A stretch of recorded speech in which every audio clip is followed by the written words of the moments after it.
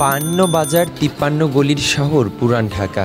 এখানকার বাতাসে ভেসে বেড়ায় মশলা, ঘি আর ইতিহাসের গন্ধ। পুরান ঢাকার এক একটা অলিগলি যেন খাবারের গল্পের খাতা। খাবারের কথায় এলেই কানে বাজে অলিগলির হাঁকডাক, নাকে লাগে তন্দুরের ধোঁয়া মাখা ঘ্রাণ। আর এই খাতার পাতায় পাতায় লেখা এক অমলিন নাম, বাকরখানি।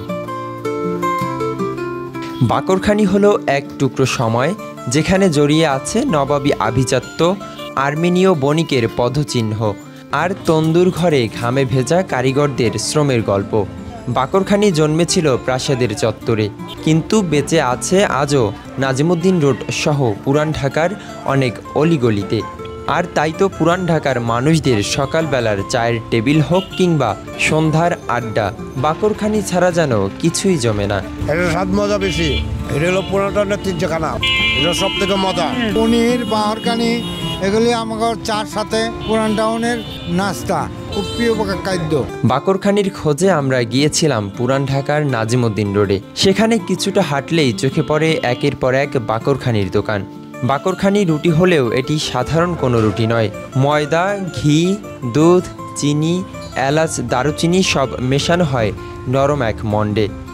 বারবার মাখানো এবং ভাজের মধ্য দিয়ে তৈরি হয় এর অনন্য স্তর। তন্দুরের আগুনে সেই মণ্ড ফুলে ওঠে, গায়ে জেগে ওঠে সূক্ষ্ম বাদামি দাগ। প্রতিটি দাগ যেন অভিজ্ঞ কারিগরদের বছরের পর বছর অনুশীলনের স্বাক্ষর। আমাদের এই দোকান আপনার ঐতিহ্য গ্রহণ করে আসছে আপনার প্রায় 30 বছর। আমি তো আপনার 35 বছর যাবত এই পেশা। না, সুপারকের যে বাকরখানিটা, এটা আমরা গুণগত মানের সবার চেয়ে সেরা। আমাদের কর্মযোগ্যতাতে ভালোই চলে। 38 বছর ধরে কাজ জড়িত, এই জনপ্রিয়। মনে রাখে নবাব রাখাই তো এই জন্য জনপ্রিয়, ঢাকা বিখ্যাত খাবার। বিভিন্ন জায়গা থেকে মানুষ এখানে বাকরখানি কিনতে আসে, কেউ প্রথমবার স্বাদ নিতে, কেউ নিয়মিত ক্রেতা।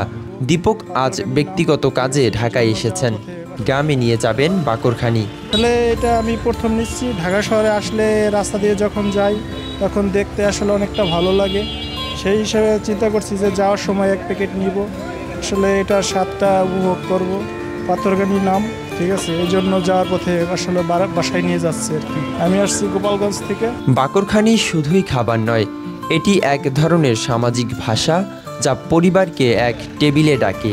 ঘরোয়া রসদের গন্ধ শহরের কেন্দ্রস্থলে এনে রাখে। নবাবী কিংবদন্তি, আর্মেনীয় বণিকের গল্প, তন্দুর ঘরের ঘাম, দোকানের সামনে ভিড়, উৎসবের আলো সব মিলেই গড়ে উঠেছে বাকরখানির নিজস্ব স্তর। বাকরখানির মধ্যে কামড় বসিয়ে যে স্বাদ পাওয়া যায় তা শুধু চিনি, ঘি বা দুধের নয়, তা আসলে এই শহরের ইতিহাসের স্বাদ। রুহুল আমিন, বাংলা নিউজ 24, ঢাকা।